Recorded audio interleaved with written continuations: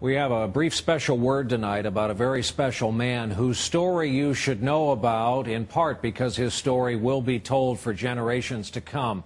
Robert Howard might have been the toughest American alive while he was among us.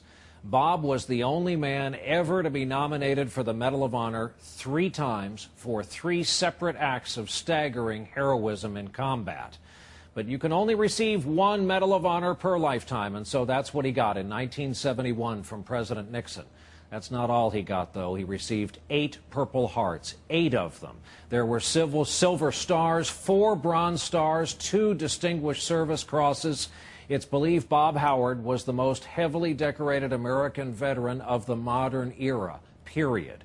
He was a proud product of Alabama, and he let you know it. He was a Green Beret, Special Forces. While technically he fought in the Vietnam War, he fought in Laos and Cambodia and all kinds of other places where we were once told U.S. forces weren't fighting at the time.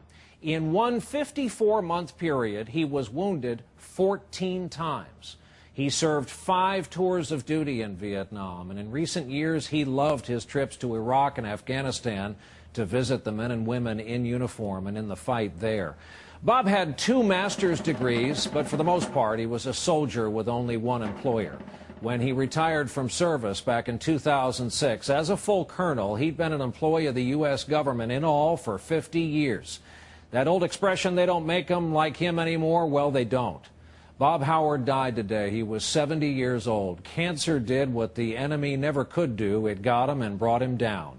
He leaves behind 3 children, several grandchildren, a lot of us who were proud to be his friend.